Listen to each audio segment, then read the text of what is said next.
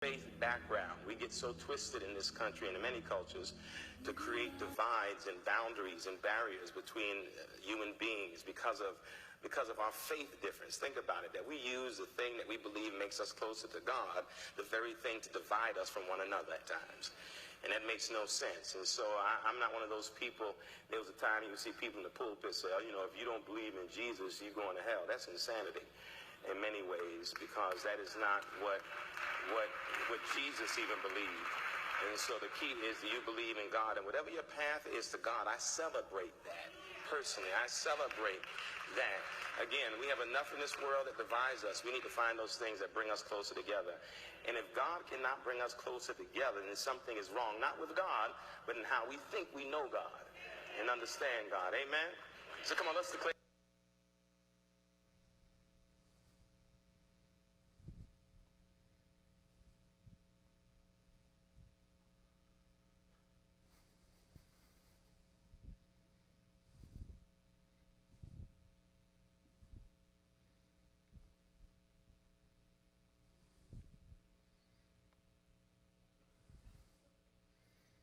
How many of y'all thought that was not a Christian church who just said that? What if I told you that that was the largest church in New York City? Over 10,000 members in that church. Over 100,000 members online.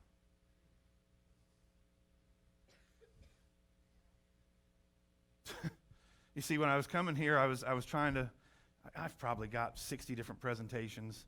And I love them all, but I was asking the Lord, what do I share this morning? And God is good this morning. This was the presentation I was going to share in both services. And then I started last night to question whether or not that was what I should do. And I almost texted Brother Lee, but it was like 9:30, and I'm like, I don't text people past 9. And I thought, Lord, I'm just going to ask you what to do. And he said, well, this is what I thought I heard him say. He said, well, maybe you change the message in the first service, make it a little bit more. It's called Who's Writing Your Book. And I thought, okay, let me continue to pray on that. I woke up this morning to that. It was the first thing I saw in my news feed. I woke up this morning, I hadn't had coffee, and that's in my news feed. And it makes my stomach drop to think that man just told 110,000 minimum. That, man, if you believe that you don't have Jesus, you're going to hell, that's insanity. So I tell you what, God confirmed what I was going to talk about this morning, which was this message, is Jesus the only way to heaven? The funny part of this story is, so God's kind of quickening my spirit to say, should I change it? We get over to the other one, and y'all are going to have an awesome play going on. What is it, the resurrection, the Easter resurrection? So y'all got one heck of a stage set up over there. It is awesome. But it totally covered over the screens. So I get there and I'm setting my computer up. Like, now I've had like a cup of coffee. Now I'm rolling, and I'm like, where's those screens at? I'm looking at the ceiling to see if maybe they come down from the ceiling. Like, I don't see anything. And then I spotted the projectors. I was like, oh, there's a projector. So let me follow the natural course of projection. Oh, it looks like they're behind those rock walls. So about that time, Brother Lee comes down. He's standing down below, and I said something along the lines, the screen. He goes, well, didn't think about that. And I looked at him. I said, who was that? That was awesome. I'm usually that guy. I have an obnoxiously loud laugh. In high school, everybody was getting most likely to succeed and all this guy. I got best laugh. I don't know what you do with that, but I was sitting on the front row. This is when I started growing my beard. I was sitting on the front row of this big men's conference, and Willie and Jace were two of the guest speakers from Duck Dynasty. And I'm laughing, and all of a sudden, Jace just stops. He goes, who is that? Because I was like near the front row. That's the most obnoxious laugh I've ever heard, and it's funny. And I wasn't sure if I should raise my hand and identify or not. So keep it up, little man. You've got a big future ahead of you in the laugh world. I don't know what it gets you, but it's good. So God changed the message this morning. No, I left this part out. I said, Brother Lee, you ready to preach? I'm a teacher preacher. I need a screen. I can count on 2 fingers how many times I've ever taught without a PowerPoint. And God just quickened my spirit last night to say, no, you should probably change that up. And that was good, man. That was good. That was a powerful thing. But I want to talk to you about something that you might not have thought you had a problem with. You see, is Jesus the only way to heaven? You might sit here and think, I know that answer, but guess what? That's what's starting to slip into the church. Largest church in New York is saying, he's not the only way. As long as you believe in God, I celebrate whatever path it is that you get there. And so I want to tackle this question about, is Jesus the only way? Hold on. I'm on this new fandangle.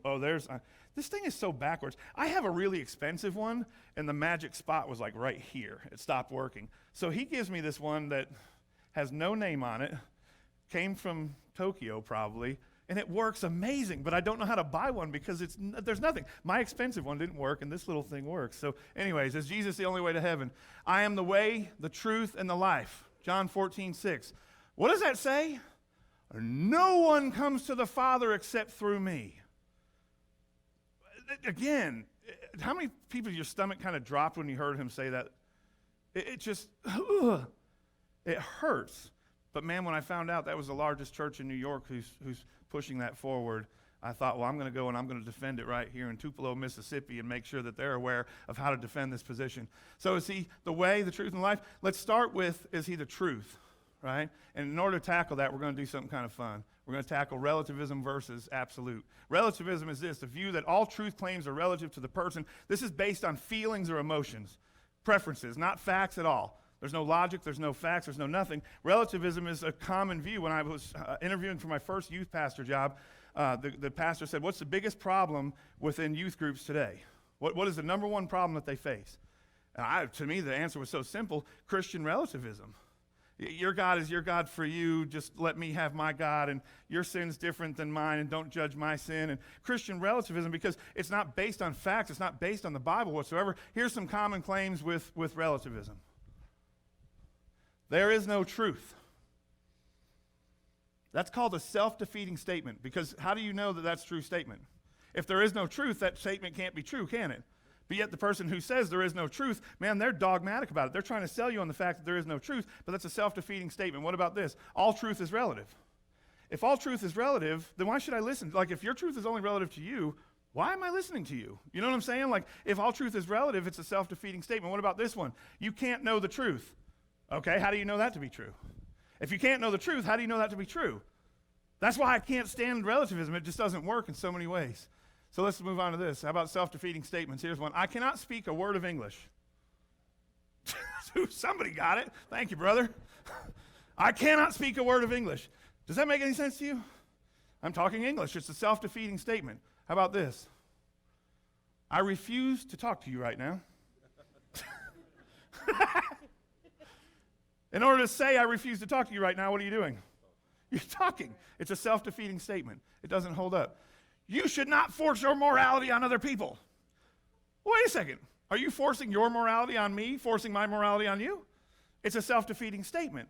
See, these things are so easy to overcome. We're going to get real deep. You shouldn't judge. Well, are you judging me judging you? What, are you trying to tell me I can't judge by judging my ability to judge? That makes you a judge. So you shouldn't judge. Right? It's easy to turn it over. I'm telling you this because this is what we're facing. I do a lot of youth ministry. I do a lot of conferences. I do a lot of stuff. This is what we're facing, is this idea that truth is only relative. Absolute truth is that which corresponds with reality. I like reality a whole lot. You're going to hear why I like reality a whole lot. Absolute truth, that which corresponds to reality. Truth is absolute for all people, in all places, at all times. There's never a time when absolute truth doesn't match. Here's some absolute truth for you. People need food to live. Everybody agree with that? I'm going to tell you, I'm going somewhere with this. People need food to live. Everybody agree with that? Yes. I was watching this show one time, and this lady was a sun gazer. You ever seen them? They stare at the sun for food. And then she went and got lunch. So I'm not sure that worked very well. World War II ended in 1945. Is that true? Yes, it's true for all people in all places at all times. It doesn't matter how far we go down the road. The truth that World War II ended in 1945 will still be true. It will never change. And it doesn't matter what continent you're from. That's the truth, and it will never change. It doesn't matter what ethnicity you came from. That's the truth. It'll never change. Vladimir Putin is the president of Russia. That will never change. What will change is when he was the president of Russia, but right? What happened? What happened? Did I say something funny? I like this guy. We went through a little tour of the museum. Does God exist? It's a question. How do you know? I'm an atheist. Prove to me God exists. I'm not going to put you on the spot anymore. Does God exist? She's like, move on. You should have seen the look. It was terrifying. Does God exist? How do you know? You choose to believe that? Why should I believe it? What kind of evidence do you have? Why do you believe that? The evidence you've seen that you choose to believe. I love you enough to put you on the spot and then ask you, do you think that would sell an atheist? People, look, 50 years ago, Billy Graham could stand up in front of an audience and say, God loves you, and he sent his son to die for you so that you could have eternal life. And that is still as true as it ever was. But today's culture is different. I grew up as an atheist. I was not. These were all pre-Jesus tattoos. I wouldn't get any more anymore. Don't hear me. Kids, don't get tattoos. I got naked people and hookah pipes on my arms now, and I'm stuck with it. You know, I was standing at a youth thing one time working the door, and they pointed to one of my tattoos. Like, you go do it. I was like, it's embarrassing. You're going to change? I don't care if you get a Christian tattoo. You're going to change, and you're going to think down the road it's stupid. So there's your little side note. Parents, you're welcome. Does God exist? that was free, but a chicken, sweet. I carry a sticker book. Where's my sticker book? I should have a sticker book. Chicken or the egg, which came first? I'm gonna. What's your name? Chase. I'm going to teach you how to defend that. Amen. And it's really simple. Like I love facts. I love logic. I love simplicity. Chicken or the egg, which came first? It happens every time. Chegg. You know what? Just yell Chegg. It works. It's because it's either one. You're right either way. Chicken or the egg. They've cracked it at last. The chicken did come before the egg. That's from the Daily Mail Reporter. The answer, they say, is the chicken. Researchers found out that, okay, so this is not relative truth. This is based on facts and scientific evidence, okay? So this is an absolute truth. The answer, they say, is the chicken. Researchers found that the formation of eggshells relies on a protein found only in the chicken's ovaries. Scientists have discovered that eggs can only have been laid by chickens, thus solving the puzzle. Therefore, an egg can only exist if it has been inside of a chicken. That's the facts. So which came first, the chicken or the egg? The chicken. You got to have a fully formed chicken. Not just a chicken. You got to have a fully formed. What does Genesis say? In the beginning, he created all of the kinds, right? And they were complete. He didn't create an embryo or an egg. He created a fully functioning chicken. Why? Because a fully functioning chicken. Y'all aren't believing me yet. Let's take it a step further. Cell theory. This is not my theory. This you can open up. Kids, public school, how many? This is all in your textbooks. Hopefully some of you are in here and you can identify with this and correct, say like, I'm studying this. All living, this is so silly, it's so simple and yet so profound. All living things are composed of one or more cells. You're a multicellular complex organism. Didn't know if you knew that. You're welcome. This, number 2, cells are the basic life structure of a living thing or an organism. Anybody ever studied laminin? Lead them, show them after I'm gone. I don't have time to get into it. So cells are all the basic life structure of living things. Here's the thing. All cells come from pre-existing cells through reproduction. You can't have a cell unless you already have a cell in order for it to reproduce. So what came first, the chicken or the egg? Chicken, meat, egg. You can't have a cell without a cell. That's in cell theory. That's not Christian science. That's a scientific fact. What about this? DNA, the double helix shape of DNA. What came first, DNA or RNA? DNA had to have come first because in order to get RNA, you've got to have DNA to transcribe RNA back into DNA. It works like this. DNA, RNA makes an amino acid, makes a protein, makes a single cell, and out of that single cell is stored DNA. DNA creates RNA. It's a chicken, meat, egg. This is really complex, isn't this? You're starting to see how you identify that God exists, though. Because, see, you can't explain this away. Evolution can't answer this. And it's either Darwin's right or Moses is right. There's not a third option. There's not a third option. I'm going to go to the last one, a universal problem, the space-time continuum. In order to have everything answered, you have to have space, you have to have time, and you have to have matter. It's called the space-time continuum. But here's the problem. All three had to come into existence at once, because if you had space and time, what would you put in there if you didn't have matter?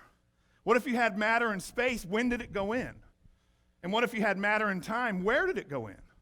In order to answer the biggest complex question of does God exist, you have to say, how could anything exist at all, or why should it exist at all? You know why I'm going down the road of why God exists? Because my brother still doesn't believe it, so I can't tell him about Jesus yet. Because Jesus is the Son of God. This is important. People's lives are on the line. People's eternity's on the line. And we have the information. Brother, there is so much information, Chase, it'll blow your mind with how much information there is out there to just simply defend our cause. And we shouldn't we? I have a message that's called, Do You Care Enough? Do you care about your neighbor, your friend, your relative, to put yourself in a discomfortable position? Discomfortable? Is that a word? Just so you know, I have ADD and I invent my own words, like Chegg. I don't think that exists, but it's fun to say. Do you care enough, though? Because just to care, well, I'll say a prayer for him, which is not the least you can do, it's the most you can do. But do you care enough to go get out of your comfort zone and get answers for these questions and share those answers? Chicken, meat, egg. Amen? So now that we've established that God exists, this is a billboard put up by the National Atheists, American Atheists. You know it's a myth. This season, celebrate reason. These billboards go up all over the place. I grew up thinking Jesus was just an idea of something that you should emulate, you know. He didn't really exist. It's just this concept trapped within Christianity. And so when I got to the point where, you'll hear my story in a little bit, where I picked up Lee Strobel's book, A Case for Christ. And when I picked up Lee Strobel's A Case for Christ, there was this portion of the book that talked about the historical evidences for Jesus being here. And Pastor, it was the thing that flipped my world on its head, because all of a sudden I was like, whoa, wait a second. If I can look over here in first century history and I can find Jesus and find out everything I need to know about Jesus, if this Jesus in history that was literally here is the same Jesus that's in the Bible, that's a game changer. And guess what? I was right. He was that same guy. I'm just going to give you a couple. Cornelius Tacitus.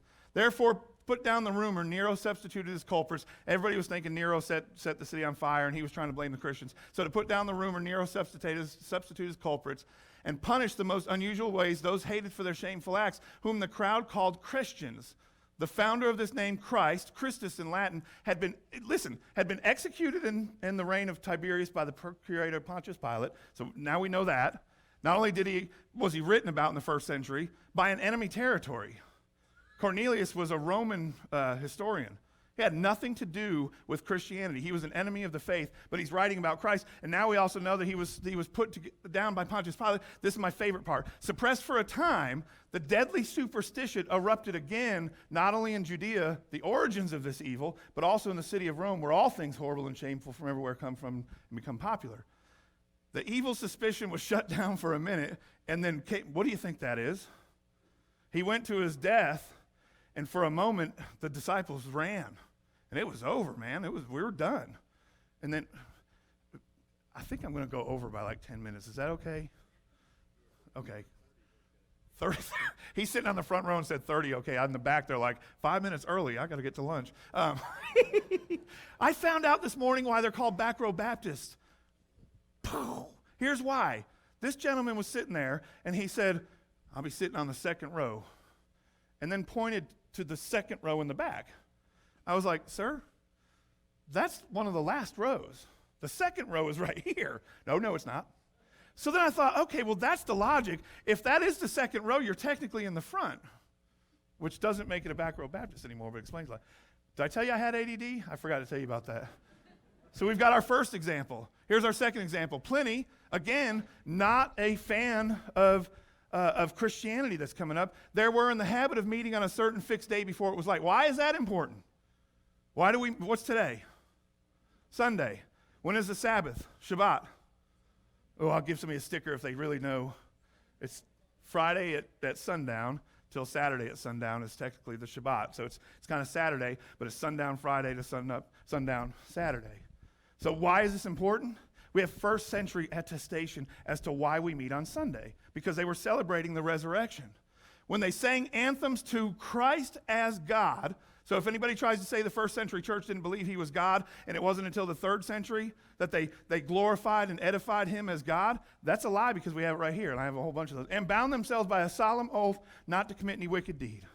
Pastor, I wish we could bind ourselves by a solid oath to hold each other accountable, not me and you, but like the body, well, maybe me and you, but the whole body at large, to not commit any wicked deed and just go out and be the salt and the light. We would revolutionize the world. We would revolutionize the world, and we can revolutionize the world. We're on the winning team. I don't know if y'all read the back of the book, but we're on the winning team. Christ is our provider, and it's who we go forward through. We have all the ammunition to win, but we're losing. And that should hurt a little bit. Flavius Josephus, being therefore the kind of person, a heartless Sadducee, Ananus, thinking that he had favorable opportunity because Festus had died and Albinus was still on his way, called a meeting, literally the Sanhedrin, of judges and brought to him the brother of Jesus, there he is again, who is called the Messiah, James by name. Where was James when Jesus was alive? Nowhere to be found. If you were my brother and I came home, I was like, hey man, I'm God. You'd be like, psh, dude's crazy. He lost it. James was not an apostle. He wasn't a disciple. Something happened to James that he went, and James by name and some others, and he made the accusation that they had transgressed the law and handed them over to be stoned. James was stoned to death because he wouldn't deny that Christ was the Messiah. What happened? It's a little precursor to the end. What happened? Yeah, who said it? Yeah, the resurrection, man. It changes things. It changes things. Around this time lived Jesus, a wise man, now this is my last one. And I want you to see how much information is contained within this one paragraph. And again, this is enemy testimony. Josephus was not a Christian documenter. Around this time there lived Jesus, a wise man, for he was one who did surprising deeds, and a teacher of such people as accept the truth gladly. He won over many Jews and many of the Greeks. When Pilate, upon hearing him accused by men of the highest standing among us, had condemned him to be crucified, there we go with Pilate and crucified again, and we've already talked about Jesus. Those who in the first place came to love him did not give up their affection for him. For on the 3rd day he appeared to them restored to life. The prophets of God had prophesied this, and countless other marvelous things about him, and the tribe of Christians so called after them have still not died out to this day. Everything you need to know. Jesus was alive, he was crucified, and he was raised again, and his believers believe it, and they're still here to this day. You can put your Bible down, and everything you need to know is right there. This is not the Mickey Mouse Club, people. This isn't a game. Christianity is true.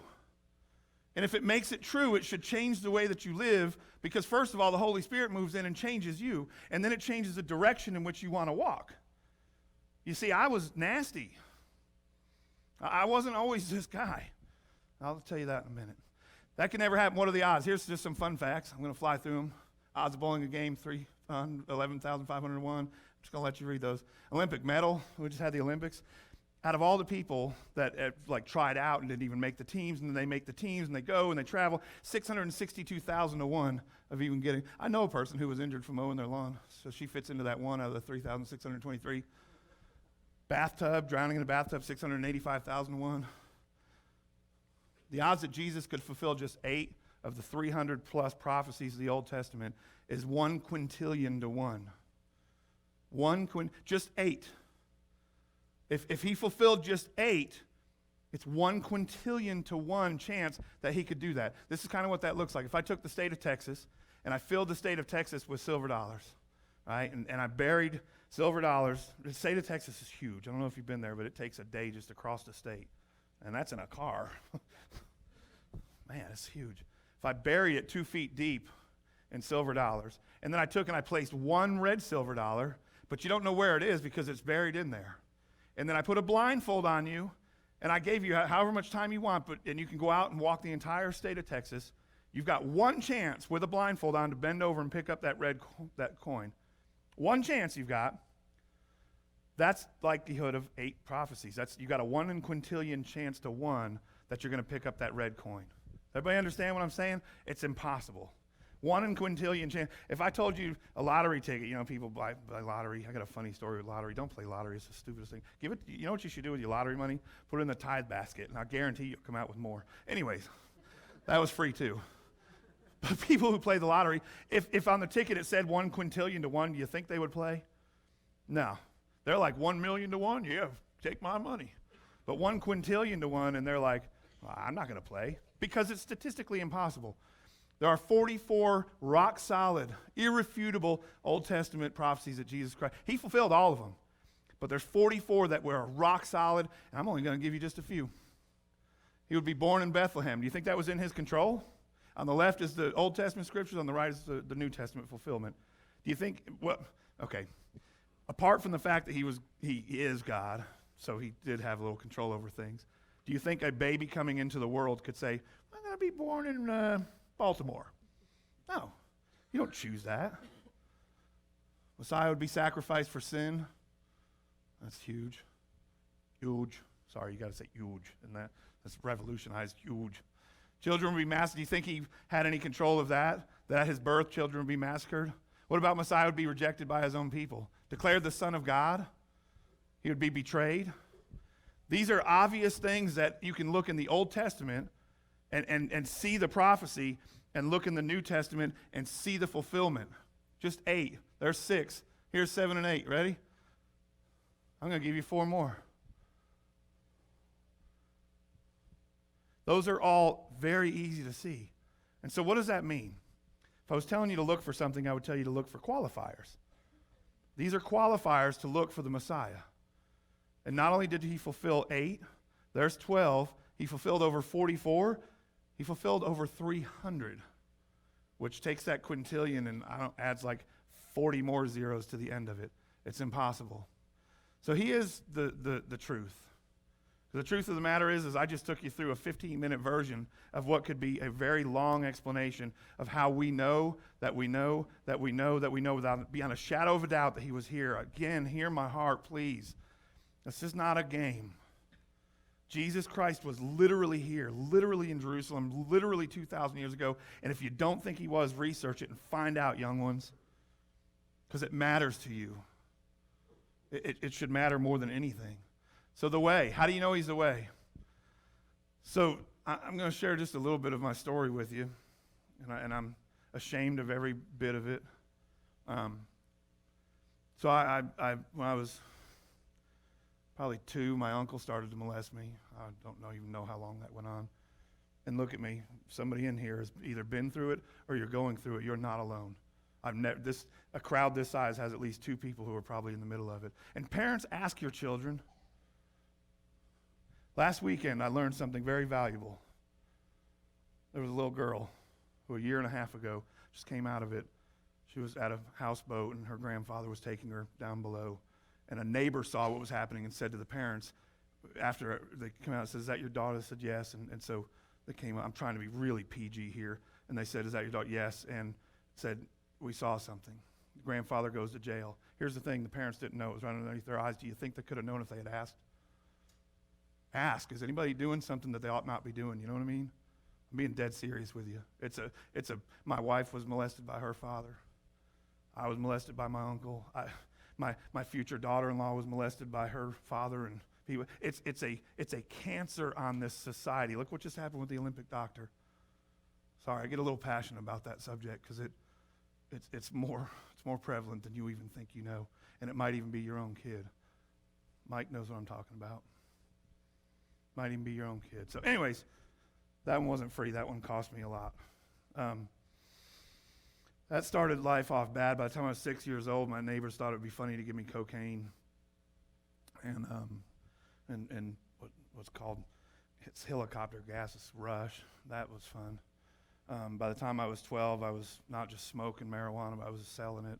By the time I was 16, I grew up in Connecticut, so New York City was my backyard. And I'd hop over to New York City, and I'd buy sheets of acid and other stuff, and I'd come back and sell it and take it. And by the time I was 16, I dropped out of school. I was making so much money, hand over fist. I didn't identify with school, and I didn't need schools in my little world. I didn't have God, so I had no parameters, and my childhood had been taken from me. My mom was awesome. That's why I love Mom so much. She was it, man. But my dad was there, but wasn't really there. Sometimes I think back and I just wish he would have left. Because sometimes when something's right in front of your face, but you can't have it, it's worse. I'm just sharing my heart with y'all.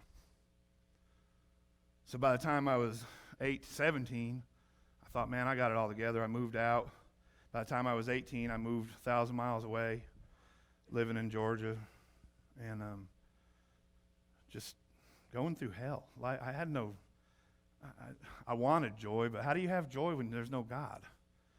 If you're taught that you're a great cosmic accident, this is the evolutionary theory. You're just a great cosmic accident. Two stars smashed together, and out of those two stars, the necessary ingredients fell on planet Earth, and then you evolved over millions of years. Where's hope? Where's morality? So that's how I grew up. I grew up with no hope or no morality or no compass for any of that. And so by the time, I'm going to fast forward, by the time I was 30 years old, let me back up. I was 26 years old, and my mom got cancer. And it was signet ring cell adenocarcinoma. I'll never forget it. And man, I made the choice to go down there and see her through to her death. And I got to tell you, cancer is... But it wrecked me, Pastor, because again, I had no hope. My mom was gone. I'd never see her again because she's going to be eaten by worms. You know what I'm saying? Without God, you don't have... That's why kids, I'm telling you, I love you adults, and I love you old people more than you ever know. I was talking about that this morning. But you youth, I love you, man. My heart bleeds for you because I wish my parents would have drugged me to church when I was your age. And I wish I would have heard the things at your age that I know now because you wouldn't walk the path that I walked. I joked with the sheriff. I said, man, if the Lord didn't move in, I'd be in your jails right now, easily. I was 26, my mom dies and wrecked me. And I went to work one day, and the guy said, you want a bump? And I had, besides when I was 6, I had never done cocaine or meth or heroin. I tried to avoid those drugs. All the other drugs were good, but I tried to, well, man, I did a bump, a line, and nothing happened. And so then I just like, well, that didn't work. And a week later, I did another one, didn't happen. Third time, I did another line. And it wasn't coke this time, and he didn't tell me that. It was ice. It was crystal meth. And man, woo! Lit my world. Y'all can tell I got a little bit of energy. Put me on crystal meth. Can you even picture it? I mean, seriously. I had to pick my wife up from work that day because we rode together, we carpooled, and I had to confess. I was like, honey, I did meth today, and I'm just going to talk all the way home. I mean, but for the first time, I had some sort of peace in my heart from what I had just gone through, and so that became my God. And for the next 4 years, my God destroyed me to the point where I was 105 pounds. I was living in you'll see a picture here in a minute. I was living in a dead guy's estate that hadn't closed yet, and some couch cushions that I'd found on a couch that was on the side of the road. I got the cushions together, and I was sleeping in the corner of an empty house. It had electric, but it had no water. I don't know why I didn't have any water. Why didn't I just go cut the meter on or something? I don't know. And that went on for 9 months. I had abandoned my wife, and I had abandoned my son. And I'll be honest with you, if I had had a gun, I would have turned it on myself very quickly. That's happy times. Hey, everybody doing good? I'm telling you, I'm ashamed. But I didn't know any better because you know what, Pastor? 30 years went by. Not a single person except for Ben Billinger and some lady that I don't remember her name tried to tell me about Jesus. Do you think I was never around Christians? They were there. They just never said anything. Don't put your hands up. But how many of y'all was the last time you tried to share your faith with an unbeliever to get them to see that there's hope and truth and life and abundance of life and a life worth living and a life worth giving? How many? Anyways. So I went home one night after 9 long months of trying to get off of meth and living in this house, and I went home and I stared straight through the ceiling and called God a bunch of names. I didn't think he was there listening until finally here was my altar call. Because I didn't think he was there. But I was mad and I was empty. And so finally I went, if you're God, my argument was this: why would you create me and then leave me here to this chaos? What kind of a sadistic God would you be to do that and then leave me here for this? See, I wasn't owning my own problems, my own decisions. I was trying to blame something, and so I was blaming this magical concept called God. God.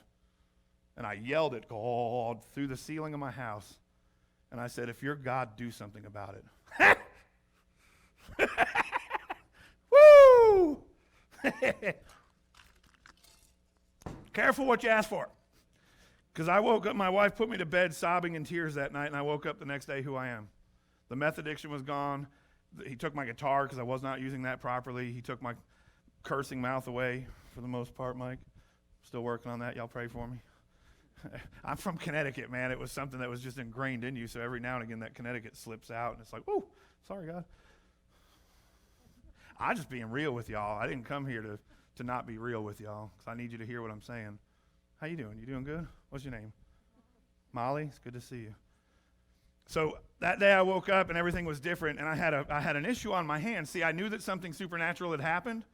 Molly, you should have seen it. You should have seen it. But I had a problem because I didn't believe in the supernatural. You see what I'm saying? I had a real issue on my hands. I'm like, something happened that I can't explain, and I need to go find the God who did it. So Molly, I started studying Buddha. That was it. Buddha did this. And I got to tell you, man, I got to get to the bottom of things. So I started studying Buddhism, and here's the thing. With Buddha, the first Buddha council, this is buddhanet.net if you want to back up my thing. It's just fun to say, buddhanet.net. The first Buddhist council collected together and arranged the Buddhist scriptures known as the Pali Tipitaka. That's fun to say, too. You can look up the Pali Tipitaka on the buddhanet.net. Scriptures known as the Pali Tipitaka, which have since been handed down, listen to this, from one generation of monks to another. In the early days of Buddhism, there was no written record of the teachings. The monks had to memorize the scriptures and then teach the next generation of monks in the same way, it being an oral tradition. So this is what that looks like. If you take one monk, and he has this grand epiphany, right? And he's like, don't sweat the small stuff. That's really good advice, brother. What's your name? Jesse? Do not sweat the small stuff, brother. Too many other things that will take your time. Don't sweat the small stuff. So that's good advice, right? So he tells the next monk, and that guy's like, hey, don't stop to smell stuff, because that's what he remembers the first guy saying, which is also a really good idea. If somebody says smell this, don't. You know there's bad intentions behind them telling you to smell this. That's just how that works. So he says, don't stop to smell stuff. And then the other guy thinks, well, don't stop till you smell enough, which is also a good advice, because stop to smell the roses. You see what I'm getting at? That's also good advice. So the next guy says this, don't stop till you get enough. Wait, I think I've heard that somewhere before.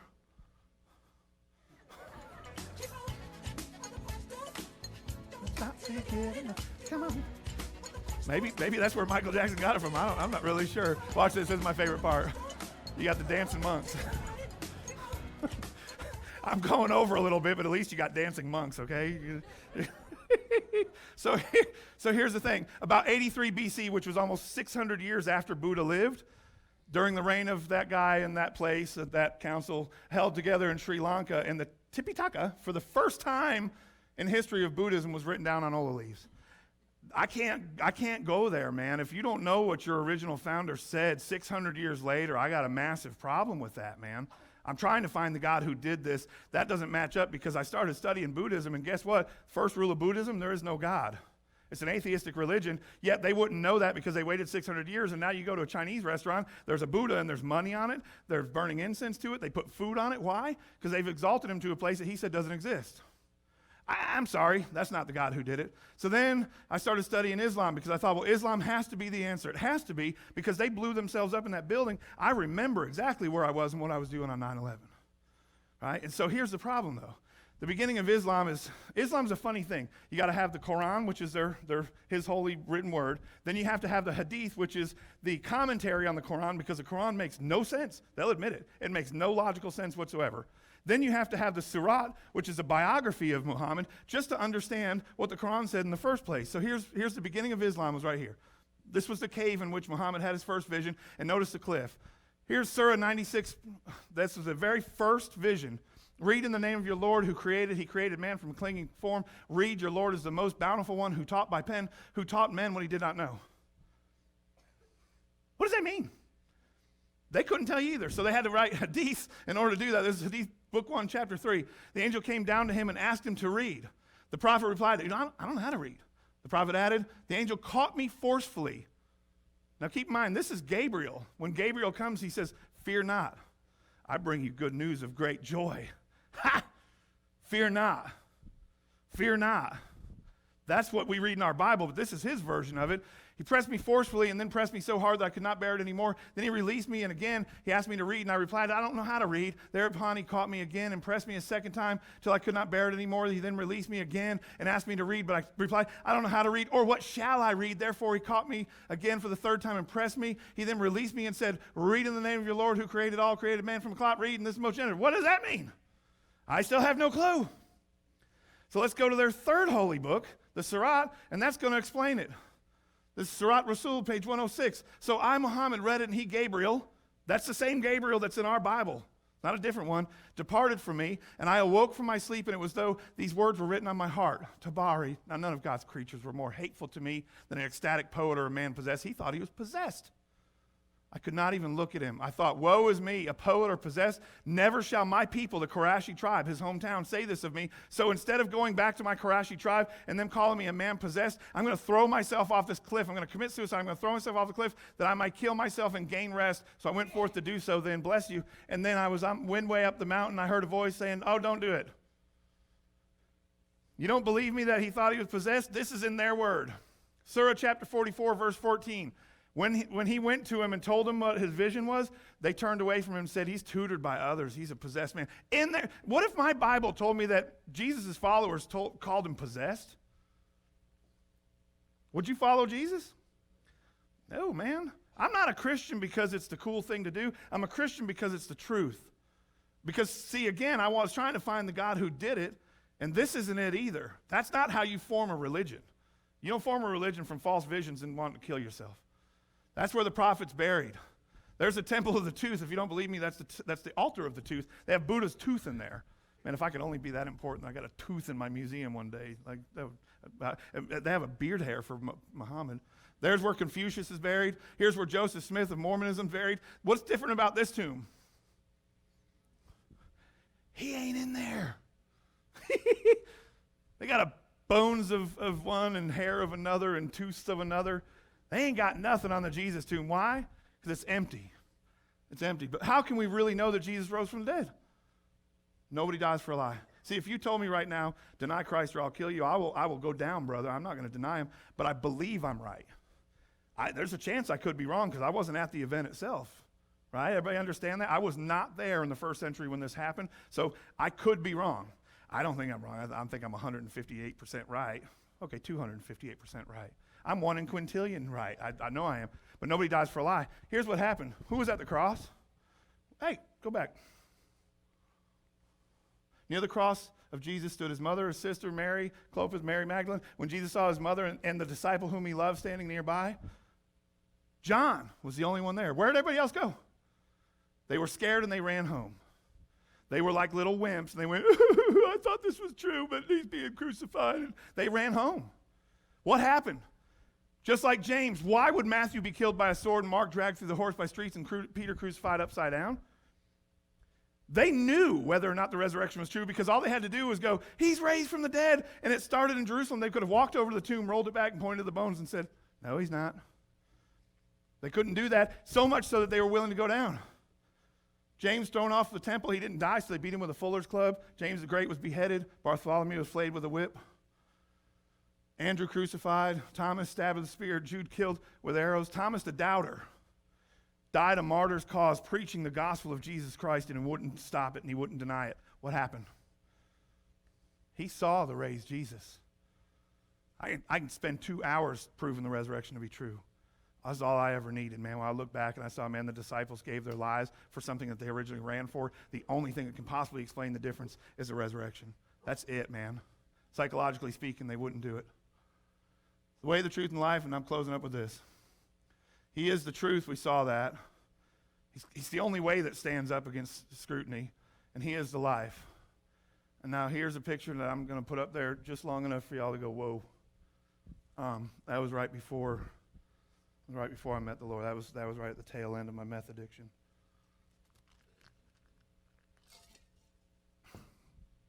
You know, it's crazy. I don't know who that guy is. Like, seriously, it's like an out-of-body experience where I look at that and I'm like, my eyes were sunk in. Like, look at my eyes. I had no life. I was dead. I was empty. And I'm looking at the picture like it's somebody else because I don't know who that dude is. Like, I have the memories of being there, but that picture is like somebody else.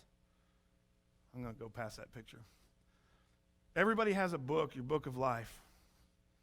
He said, I've come to give you life and life in abundance. And see, not only did he pick me up out of that mess, and he didn't wait for me to get to a point of where I'm good enough for him. As a 105-pound meth addict who had abandoned his family, he said, you're good enough for me. I'll take you just as you are. And so here's the thing. There's my book, and then there's the book of Jesus. And here's how the gospel works. This is, band, does they come up? What do y'all do around here? Luke. Here's how this works.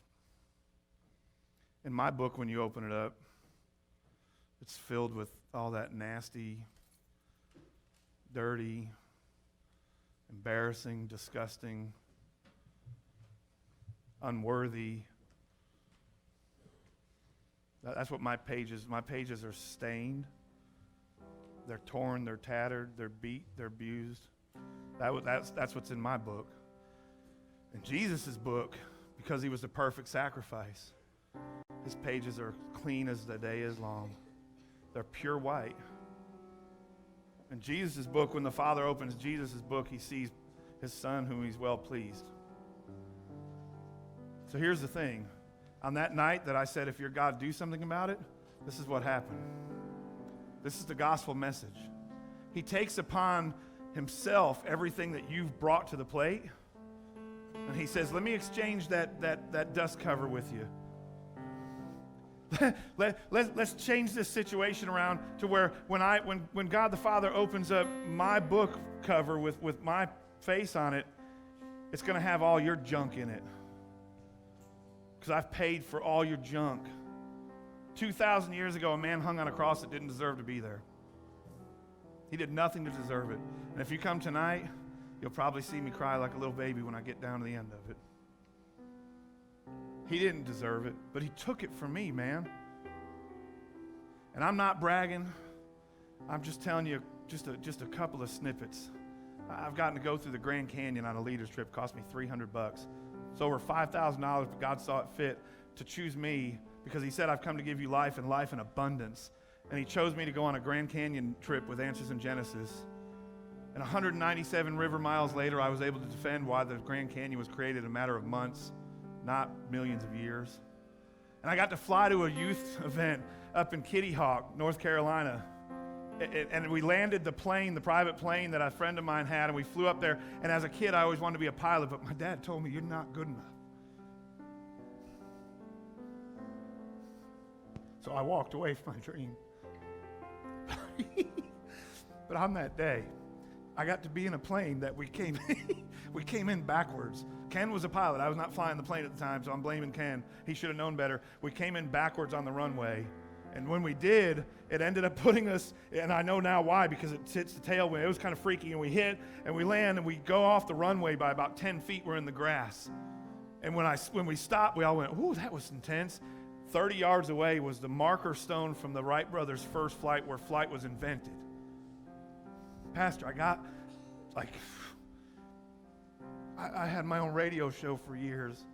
I now get to go on TV as a guest and proclaim Christ, and radio as a guest, and I get to go to conferences and come to churches, and I have a museum. I'm not bragging. I'm telling you this is what God wants for your life, because he wants to take the book cover off your book with all your junk in it. And he wants to it's not fire insurance. Some of you are going to miss it in this room. You're too busy and you're going to miss it, because here you are. What book cover are you wearing right now? Are you too busy for Jesus? Is coming to church for an hour and 17 minutes? Sorry. No, I'm not really.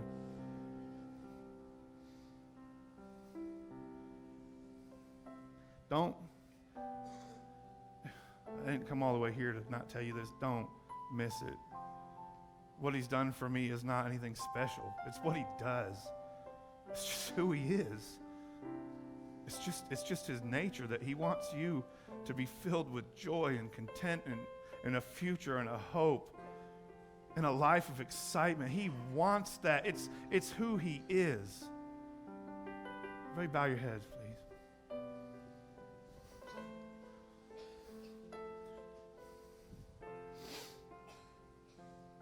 God, I beg you. Father, I beg you. Lord, I didn't come all this way to just run my mouth, Lord. I prayed for your word to go forward, Lord. That you could take all of my shame and my past and, Lord, share it with these awesome people, that they would know that, Father, right where they are, you want to meet them. Lord, maybe they've been a seasoned Christian for 25 years, but they're really not producing any fruit in their life. They're not sharing the gospel. They're not doing anything, Father. They need you just as much as the person who's not saved, because, Father, once I met you, you consumed me, and I can't let go. So I beg you, Father, there's going to be leaders who are standing up here.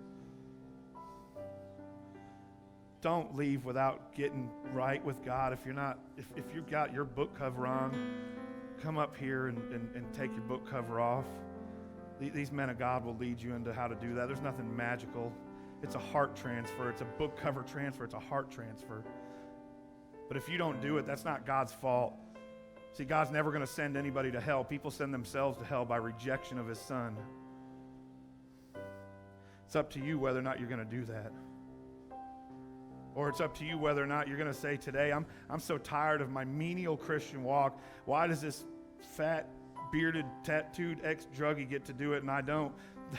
The answer is because I sold out to Christ. It's that simple. Sell out to Christ today. Sell out to Christ today. And I'm going to tell you something I learned from my good friend Alex McFarland. I love Alex.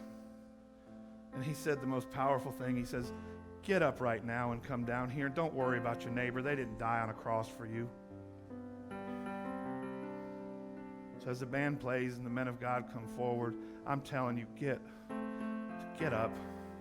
Get up and fight. Get up and fight.